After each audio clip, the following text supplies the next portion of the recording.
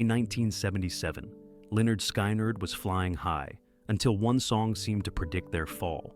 Just weeks after That Smell warned, the smell of death surrounds you. Their plane went down. What was meant as a warning became a prophecy. This is the chilling story of the song that predicted the plane crash. The rise of Lynyrd Skynyrd. By the mid-1970s, Lynyrd Skynyrd wasn't just a band, they were a movement. Their sound was raw, loud, and unapologetically Southern. Freebird, Simple Man, Sweet Home Alabama, songs that roared out of pickup truck radios and stadium speakers alike. They were living the American dream, guitars blazing, whiskey flowing, and crowds screaming their name. But fame came with fire. On stage they looked invincible, long hair flying, solos stretching for miles. But offstage, things were getting dangerous. The band's hotel rooms turned into battlegrounds of booze and chaos. Bottles shattered, fights broke out, and the line between rock and roll glory and self-destruction blurred by the day. At the center of it all was Ronnie Van Zant, their fearless frontman. He wasn't just a singer, he was a storyteller. Every lyric he wrote came from truth, sometimes bitter, sometimes beautiful, but always real.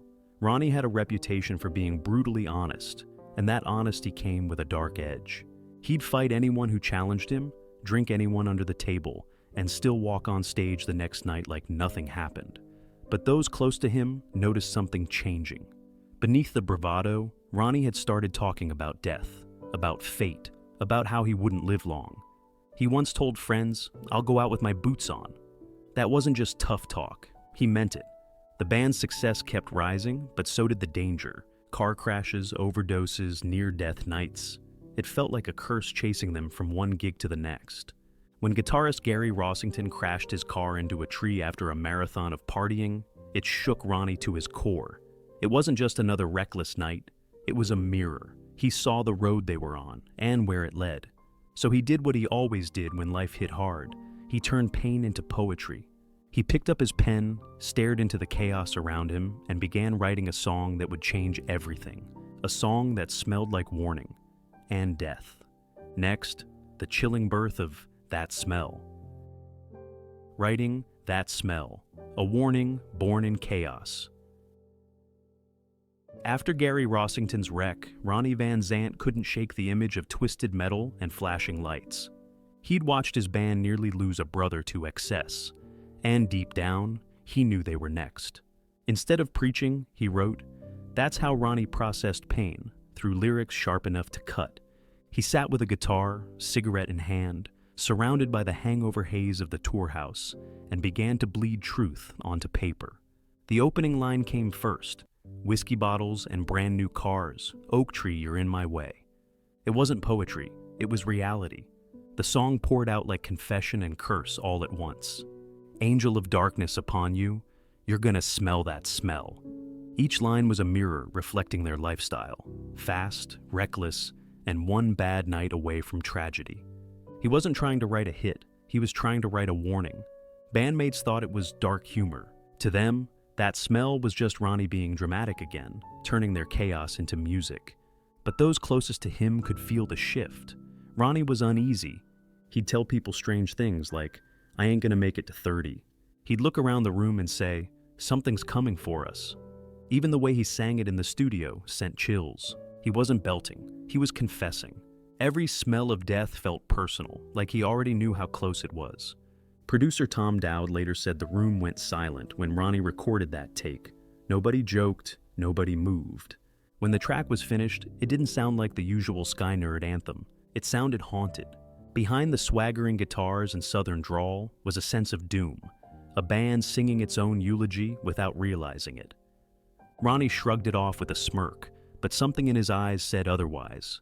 The man who wrote Free Bird, a song about freedom and flight, had just written its shadow. And before long, that shadow would come true. Next, the final days before the flight, when every warning suddenly started to make sense. The final days before the flight. By Tewandes, October 1977, Lynyrd Skynyrd was running on fumes. Endless touring, heavy partying, and Ronnie's relentless drive had pushed everyone to their breaking point. but they couldn't stop now. Their new album Street Survivors had just dropped, and momentum was everything. It was the album that carried That Smell, the song no one could stop thinking about, or shaking off. The Street Survivors cover itself felt like an omen. Flames surrounded the band members, licking at their clothes and faces, with Ronnie standing calmly at the center, eyes half shut, like he already knew how this story ended. Fans loved it, but after what happened next, that image would haunt everyone who saw it. The band's tour schedule was brutal. After playing Greenville, South Carolina, they were headed to Baton Rouge, Louisiana for the next show. To save time, they'd chartered an old Convair CV-240, a small plane that had already shown signs of trouble. Engine failures, smoke, strange noises mid-flight. Several members, including backup singer Cassie Gaines, were terrified to board it again.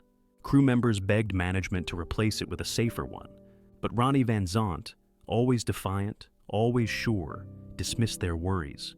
He reportedly told friends, "If it's my time to go, it's my time to go." He even joked darkly the night before the crash, saying, "When it's over, it's over. I'll go out with my boots on." The band laughed, brushed it off, and loaded up the plane one more time. But Gary Rossington remembered something different about that day. He said Ronnie seemed calm, too calm, like he'd already accepted something the rest of them hadn't. As the engines roared to life, Cassie hesitated, whispering to a friend that she didn't want to fly. Someone reminded her it was just a short trip. What could possibly go wrong? At 6 p.m., the plane lifted off. The sun was setting, a fiery orange sky glowing across the clouds. Inside, the band joked, smoked, and talked about the future. But just an hour later, the left engine sputtered and died. Then the right. The pilots called in a mayday. They were running out of fuel, altitude, and time. What came next would turn that smell from a warning into a prophecy fulfilled. Next, the crash that changed rock forever. The crash that changed rock forever. At 6:42 p.m. on October 20th, 1977, the radio tower in Macomb, Mississippi, received a frantic call from the cockpit of Lynyrd Skynyrd's chartered Convair CV-240. The pilots reported engine failure, first one, then the other. They were gliding, powerless, over dense pine forest with no clear place to land. The world's biggest southern rock band was seconds away from disaster. Inside the cabin, chaos spread fast. The band members were crammed together, bruised and exhausted from the tour, still joking minutes earlier about how old the plane was. Now, oxygen masks dangled, and the sound of silence replaced the roar of the engines.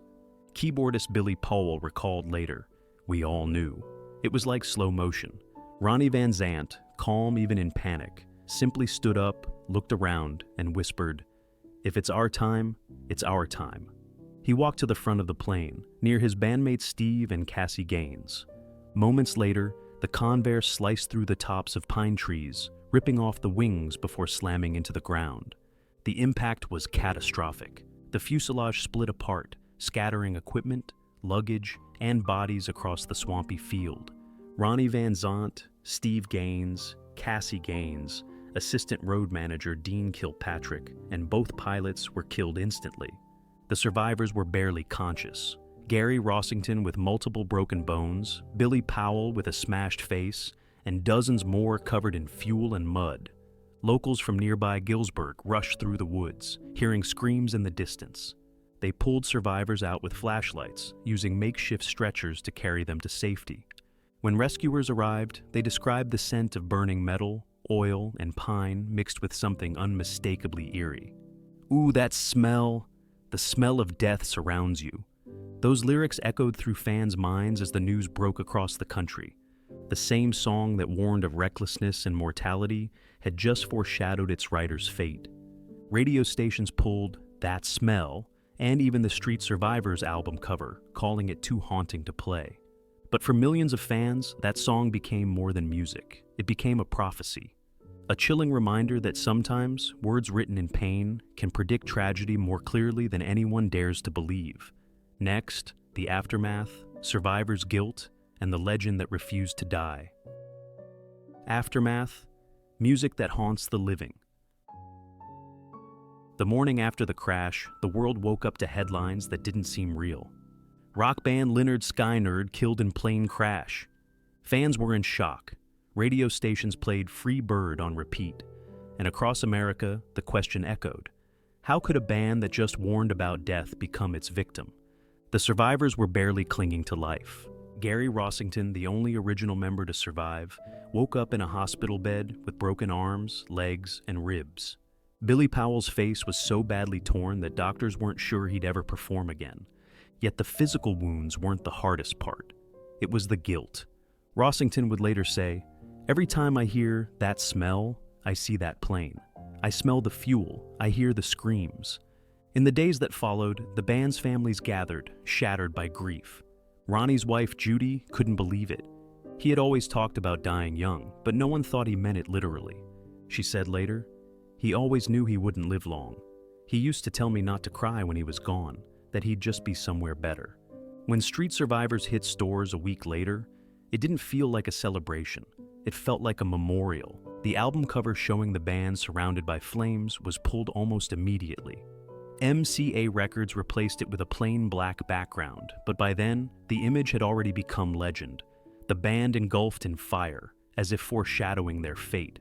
Fans began calling that smell cursed. They said the song invited darkness, that its lyrics had somehow spoken death into existence. But the survivors didn't see it as a curse. They saw it as a warning no one listened to in time. Billy Powell once said, "Ronnie wrote the truth. We just didn't realize how true it was until it was too late." For years, the surviving members refused to perform That Smell. The opening riff was too much, the memories too vivid.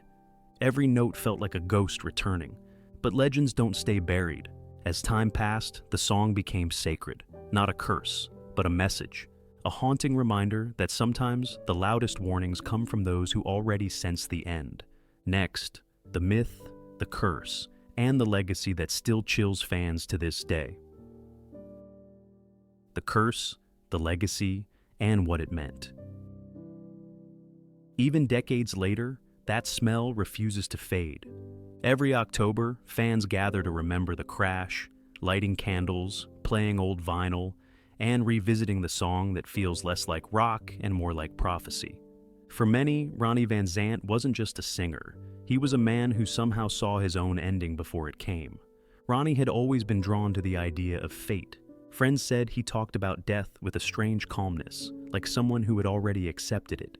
He once told his father, "Daddy, I'll never see 30. He was 29 when the plane went down. To this day, fans argue whether it was intuition, coincidence, or something unexplainable. The eerie coincidences didn't stop there. The original Street Survivors cover, the one with the flames, had to be recalled just days after the crash. Cassie Gaines, who stood in front of those flames on the cover, had begged not to get on the plane. And Ronnie's lyrics, written months before, read like a premonition. "Angel of darkness upon you. You're gonna smell that smell." To the survivors, it was never about curses or ghosts. It was about choices. Ronnie had written that smell as a warning against the very life they were living, the endless cycle of drinking, danger, and denial. He wasn't predicting fate, he was trying to change it. But fate didn't listen. Over the years, as Lynyrd Skynyrd reformed with Ronnie's younger brother Johnny taking the mic, the song returned to setlists occasionally. Each time, it felt like conjuring a spirit. Audiences fell silent when that opening riff began. It wasn't just nostalgia, it was reverence. Because that smell isn't just about a plane crash. It's about the price of fame, the fragility of life, and the strange way music can capture truth before reality does. Every time it plays, fans still feel that chill, that echo of prophecy in every note. Ronnie Van Zant's voice may have been silenced in 1977, but his warning, his song, still lingers in the air. And maybe that's the real curse. Not the crash, not the coincidence, but the fact that he saw it coming and no one could stop it. Decades later, that smell still chills the air every time it plays. It wasn't just a song, it was a warning, one the world didn't hear until it was too late. Ronnie Van Zant's voice may have been silenced in 1977, but his message still echoes through rock history. Ooh, that smell. The smell of death surrounds you. What began as a caution became a prophecy proof that sometimes music knows before we do. If this story gave you chills, hit that like button and subscribe, because behind every legendary song, there's a story the world was never meant to forget. This is Backstage Melody.